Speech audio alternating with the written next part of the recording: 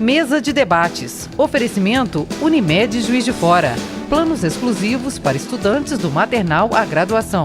Premium FM, sintonizada no seu bom gosto.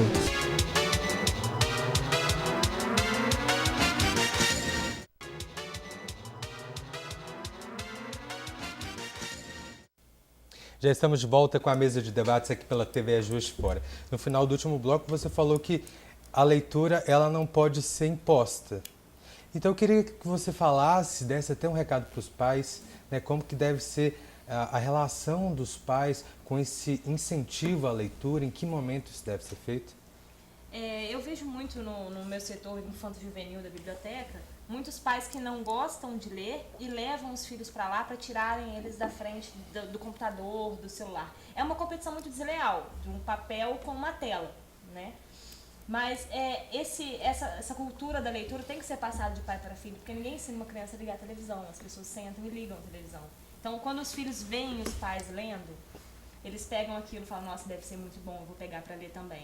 É gritante a diferença, você percebe quando são os pais leitores, a criança também pega isso. Quando os pais não são leitores, a criança se força a ler, né? E apesar disso, vindo contra essa coisa da tecnologia, eu tenho percebido um crescimento muito grande do nosso público leitor.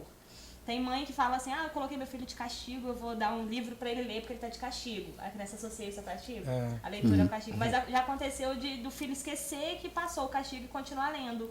E aquilo já deu mais de 300 livros em 3 anos. Sabe? É muito. Nossa, então ele ficou de castigo praticamente o tempo inteiro. Mas ele esqueceu que já não estava de castigo mais e pegou aquilo para ele. Sabe? De 2 em 2 dias a mãe fala, porque ele já leu o livro, eu vou ter que pegar outro. Então é isso, é ensinar que ler é bom, não só falar que ler é bom, é mostrar que é bom também. Thaís. Sim? Thaís, é interessante você estar falando, porque o desafio de vocês é muito grande. A pesquisa nacional por amostragem por domicílio, ela demonstrou que a leitura per capita do Brasil, o indicador per capita, ele estava 3,96, foi para 3,40.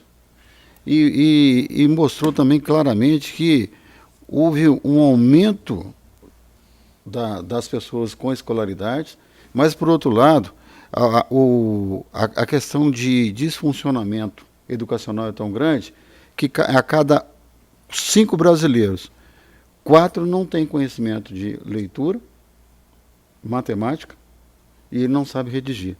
Então, são os analfabetos funcionais. Então, o grande desafio que a gente vê aí para você, igualzinho você está falando, a internet fez isso, mas as pesquisas do Ministério da Educação também mostram que hoje o adolescente, ele pega a internet, 56% do que ele procura lá são informações sobre alguma coisa que ele tem interesse. Eu quero ver sobre o que o fulano está fazendo, Facebook, rede social. Aí quando você pega assim, esse público, para checar livros, cai para 12%. Então você vê que, quando se falou que ia criar-se o e-book, falou que o livro impresso estava fadado a desaparecer.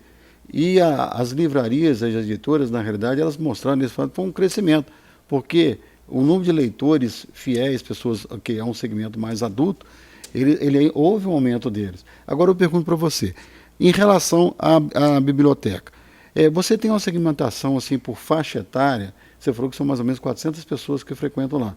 E vocês têm uma estratégia em cima disso. Você sabe assim, por exemplo, no mês passado foram 12 mil pessoas. Quantas assim mais jovens, mais velhas, tal. É para você montarem uma ação, porque esses meninos da internet, eles não estão muito assim, com muito afinco nessas questões de leitura. Os dados mostram isso. 12% é muito pouco. E quando você pega a média nacional, cai mais ainda. Então tem que fazer um esforço muito grande de criar assim, atrativos em termos de conteúdo, uma coisa que você falou, né? Tem que fazer assim, o que é bom para a zona norte da cidade, o que eles gostam lá na Praça Céu, não precisa ser igual aos meninos do Bom Pastor. E olha que nós estamos falando de uma cidade de 600 mil habitantes. Agora, se você colocar uma política dessa, uma estratégia dessa em termos de Brasil, em termos de mundo, é muito complicado. Então, eu gostaria de saber qual é o público que frequenta a biblioteca e tem hábito de pedir. Por quê? Na cidade hoje já há empresas que têm bibliotecas, são todas digitalizadas, eu conheço, a Norma já fez isso, o acervo dela está todo digitalizado, ela é uma empresa, ela franqueou o acesso ao público e a demanda por livros dela é muito grande. Você agenda pela internet, vai lá e pega. Então é bacana, mas tem que conhecer o público. Como é que você poderia falar sobre isso? Fica difícil precisar ao certo qual que é o maior público, né? Eu trabalho no setor infanto-juvenil, então assim, o meu público maior é infanto-juvenil, apesar de ter muitos adultos e idosos que frequentam também. Mas, no geral, assim, a gente percebe que entre os 25 e os 40 anos há um salto, assim. O pessoal até 24 frequenta muito e só depois dos 50 que vão frequentar de novo. Eu acho que pode ser também uma questão de tempo, correria, né? Então, assim, falta de tempo para procurar. Quanto aos gêneros mais procurados, os romances eróticos saem muito. Então, aumenta a procura, então a gente tem que aumentar a oferta desses livros na biblioteca. Os mais específicos caem um pouco, porque as pessoas buscam mais a internet. Nível superior, livros mais específicos. Então, romance, autoajuda sai muito também. E quanto à fidelização do leitor, eu acho que é uma obrigação nossa, né? Nós somos agentes responsáveis pela fidelização do leitor. Então, eles chegam lá, às vezes a pessoa chega sem saber muito o que está procurando, a gente já entra na dele. O que você gosta de ler? Ah, eu nunca li. Mas o que você gosta de assistir? E a partir daí a gente vê o gosto. Vai identificando, né? Quando é uma criança muito pequena, criança pequena não tem o hábito de ler ainda. Mas qual desenho que você mais gosta? Aí ela fala, e a partir daí você vai ligando uma coisa a outra e apresentando histórias para ela. E eu tenho adolescente lá, que chegou para mim com 8 anos e agora já está com seus 14, que começou lendo um livrozinho assim, aí passou para um gibi, aí passou para um outro maior, e hoje ele já pega no setor adulto. Então, assim, ele é um leitor fiel. São vários leitores fiéis que nós temos. Eu vejo a empolgação de vocês, tanto da Thaís quanto do André, para falar sobre o trabalho de vocês. Eu acho muito bacana, porque a causa de vocês é nobre demais, né? O André teve uma outra oportunidade aqui na mesa, nós conversamos sobre assuntos também ligados à Praça Céu, na época, e a criatividade em relação aos projetos lá, eu achei sensacional, e hoje ele teve mais uma, que é em relação à máquina de escrever, que eu achei bacana demais. Eu penso muito na parte criativa da coisa, né? Você estava falando, até no intervalo nós comentamos sobre isso, minha cabeça estava trabalhando o que a gente poderia contribuir. Uma sugestão, o jornal Diário Regional, a gente tem possibilidade de ajudar vocês na divulgação desses projetos. A gente pode criar um projeto, a iniciativa privada trabalhando no projeto público, eu acho que é muito bacana. Trabalhar alguma coisa no sentido de oficina de livros, né, para as crianças começarem a escrever o livro e os melhores textos a gente publicar no jornal. Como sugestão, a gente pode pensar em alguma coisa. A gente também quer participar, e o melhor texto já traz a criança aqui para dar uma entrevista para a gente. O Sistema Regional de Comunicação, o Grupo Circom, ele é da cidade, é 100% da cidade. Então a gente tem essa ânsia de se envolver nos projetos culturais da cidade, promover a cidade. Eu acho que seria muito bacana se a prefeitura, né, os agentes públicos, enxergassem a iniciativa privada assim, bom, o que eles podem auxiliar, o que eles podem trabalhar. E com certeza vocês vão ter muitos, não estou falando da gente, mas tem outros agentes que podem ajudar nesse trabalho de vocês, que é nobre. É muito, muito bom saber disso. Assim. Acho que, primeiramente, a ideia de trabalhar a iniciativa pública com a privada é realmente super importante no momento que a gente vive. E a gente tem uma sensibilidade, né, com os leitores, que eles quase que leem para a gente ver, né, que eles estão lendo. Então, assim, aqueles leitores que a gente cativa, e aí ele vê o orgulho que a gente tem dele, né, e ele sente orgulho do mesmo jeito, e ter um texto publicado, isso é maravilhoso, assim, isso com certeza traz um ganho muito grande. É um grande estímulo. Nós, inclusive, nesse nosso projeto da Escola de Escritores, em 2014, tivemos 2 crianças premiadas num concurso nacional de redação, que foi um concurso feito em São Paulo, Prêmio Espantaxim. E aí, 2 crianças premiadas. No ano passado, nós tivemos mais 5 textos selecionados dessas crianças, e acaba estimulando outras crianças, que ela chega na escola e fala, olha, eu ganhei um prêmio nacional. Aí a outra criança fala, poxa, eu quero escrever também, eu também quero ganhar um prêmio nacional. E vai virando uma corrente, né? Uma corrente literária do bem, assim. E como que vocês veem esse movimento nas escolas também, do incentivo de lá para cá? De projetos, das visitas até as bibliotecas? Muitas escolas procuram a gente assim, mensalmente para marcar visita, marcar contação de história, né? E as crianças ficam fascinadas quando conhecem. E muitas voltam e falam, oi tia, eu vim aqui com a minha escola, e aí apresento para outras. E é isso que eu tô falando, vira uma corrente, eles vão passando. A escola estimula e as crianças pegam esse estímulo. Quanto menor a criança, melhor ainda. E é muito interessante também porque dizem que a medicina é sacerdócio, né? Eu conversei com isso com o André e a gente realmente percebe que vocês gostam do que fazem. Nem todo mundo lá gosta do que faz, mas vocês que estão na ponta estão liderando o processo. Né? O que é sacerdócio mesmo é ser professor, porque falta de reconhecimento, falta de recurso, só tem uma flamazinha interna que fala assim, esse é o caminho que eu escolhi, é a profissão que eu adotei.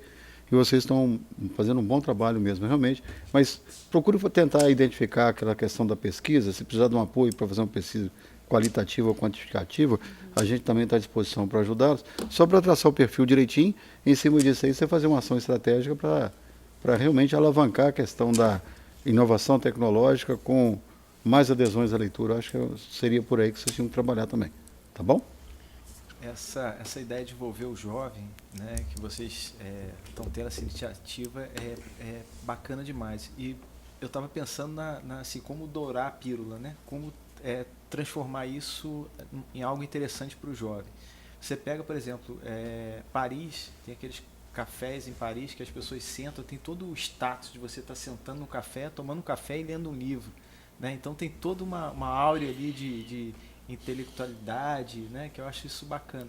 Então criar essa forma de trabalhar o jovem, falar, bom, você vai ler um livro, você vai adquirir conteúdo, mas não só isso, tem outras coisas por trás que vai trazer benefício para você, para sua vida, né? Então eu acho que esse trabalho de vocês primeiro que eu acho bacana demais, né? E segundo, que é uma ponte para o futuro mesmo, né? Transformar o país em um país de pessoas com conteúdo. Né? Isso é muito importante. Parabéns. Obrigado. E é uma mudança de olhar também, né? Só para finalizar, você poder mostrar que a internet não é uma ferramenta única para pesquisas imediatas, né? Para coisas supérfluas, né? Você mostrar que a internet e o computador e o e-book e os tablets, eles podem ser usados de outra forma. Às vezes não há um conhecimento tão grande de como se ler um livro no e-book, não sabe. Então, assim, é uma mudança de olhar. A gente vai tentar estimular com que eles percebam que essa tecnologia ela vai servir para outras coisas também. Né? Eu quero aproveitar, então, para propor um desafio para vocês todos da mesa. Antes de terminar esse bloco, cada um vai falar de um livro que marcou, que está lendo agora, como indicação para quem está assistindo em casa, tá? Eu, no final do último bloco, como eu gosto de cumprir minhas promessas, eu falei dos outros projetos, que a gente ainda vai falar sobre eles agora, que a gente até comentou, né, durante o intervalo. Nós temos na biblioteca o Chá com Poesia, que é realizado toda a última segunda-feira do mês. Tem como promessa o chá, tem poesia, tem biscoito, tem música ao vivo também. E lá as pessoas, os amantes de poesia, os poetas da cidade, vão para declamar suas próprias obras ou obras de terceiros. E nós fizemos também o Chazinho com Poesia, que é uma versão infantil para estimular, né, a leitura de poesia entre as crianças e a produção também desse gênero. A Biblioteca Delfina Fonseca Lima, que é a nossa sucursal em Benfica, também tem projetos de incentivo à leitura, projetos premiados, foi premiado ano passado, inclusive, como mediação de leitura com jovens e adolescentes e adultos. E nós temos outra série, né? Uma gama de coisas. A gente chega lá e estimula, mostra livros novos. Se alguém chega em dúvida, a gente apresenta vários tipos de livros, até para incentivar e estimular essas pessoas também. Então tá, desafio aceito? Imagino que a gente está chegando no nosso público na biblioteca de vocês, da vida de vocês, e vocês indicariam um livro. Uhum. Quem vai começar? Eu. Começa. Eu indicaria a leitura A Lei do Triunfo, do Napoleão Hill, porque ele foi escrito em 1920. Ele tem um livro de quase 700 páginas, mas tudo que ele fala, esse livro demorou 15 anos para ser concluído. Então, ele criou 16 leis, e essas leis impactam demasiadamente a vida das pessoas. E ele fez algumas projeções interessantes. Ele falou que o poder de transformação da pessoa está na mente, é a coisa que está em voga hoje, PNL, essa coisa toda. Então, ele dá uma base de estrutura emocional e mental para as pessoas para galgarem coisas na sua vida. Então é uma leitura que fácil e dará bons frutos em termos de crescimento pessoal e profissional. Bom, eu vou indicar então um livro que é o meu único livro de cabeceira, é o único livro que eu não dou, eu sou muito a favor da doação de livros, mas esse livro eu não dou, que é Antologia Poética do Drummond, que é eu gosto muito de poesia, sou apaixonado por Drummond, e é um livro muito bacana. Minha vez, e como está dentro da minha área, do meu setor, eu indico O Menino do Dedo Verde, que as pessoas fazem muita analogia dele com o Pequeno Príncipe, é bem parecido também, porque ele utiliza de metáforas para mostrar para as pessoas a simplicidade da vida, a simplicidade das coisas. Tudo que ele encostava, nascia uma flor ali. E o pai do personagem principal tinha uma empresa de materiais bélicos, e ele vendia armamento para a guerra para duas nações que estavam em conflito, então ele levava material para os dois. E pode contar? Spoiler? Estragou o livro. Estraguei o livro. E um belo dia esse menino ele entra na fábrica e começa a encostar nos canhões. E vão nascendo flores ali. Aí as duas nações, ao invés de mandarem bombas de canhões uma para outra, mandam flores.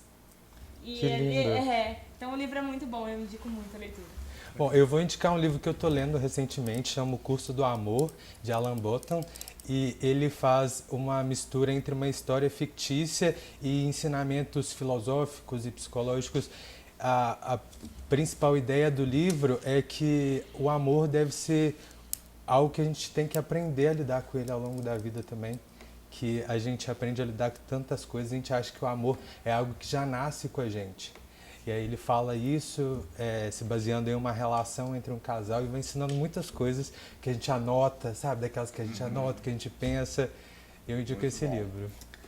Nossa, quando você fez esse desafio, é interessante ver um livro que eu li há muito tempo atrás. Na verdade, são vários volumes.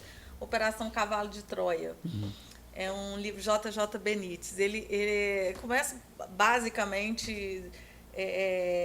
pessoas treinadas para viver na época de Cristo, e eles voltam no tempo e vivem com o Cristo, e o Cristo fala com eles assim: eu sei de onde vocês são, eu sei por que vocês estão aqui, e eles fazem toda uma releitura da história, dessa passagem de Cristo na Terra.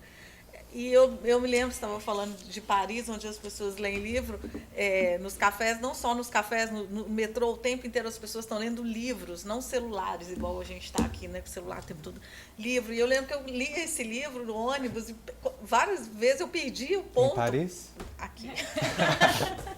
Várias vezes eu perdi o ponto, de tanto que a leitura foi um livro que marcou muito minha vida, que me fez enxergar essa história da passagem de Cristo de uma forma diferente.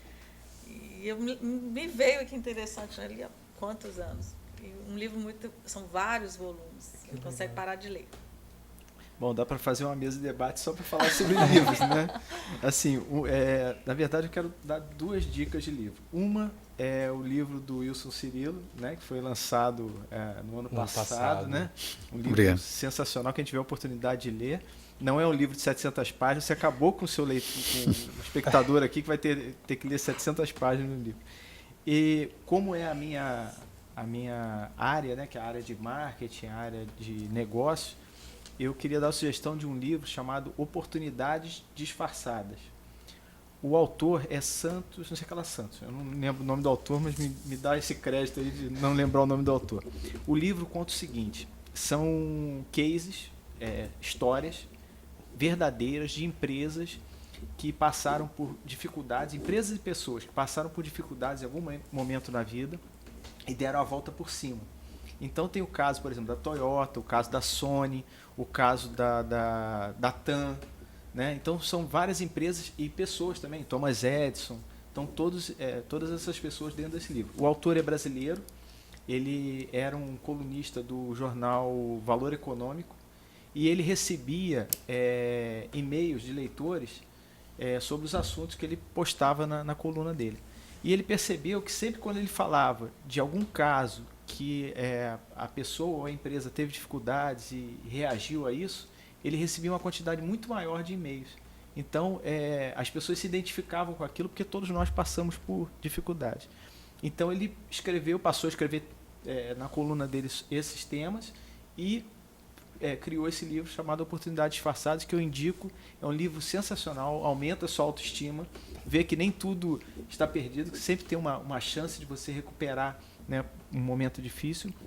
E o interessante do livro é que a capa é um limão, né? Eu acho que é daquela história do com um limão eu faria uma limonada, né? Exatamente. Então é um livro que eu indico muito ao nosso espectador e a vocês da mesa também. Perfeito. Eu adorei o nosso giro da literatura. Eu espero que você tenha gostado também. Se você gostou, deixa nos comentários do nosso vídeo. Também pode deixar sugestões de outros livros para que outras pessoas também possam ler. A gente agora vai para mais um rápido intervalo e já voltamos com a mesa.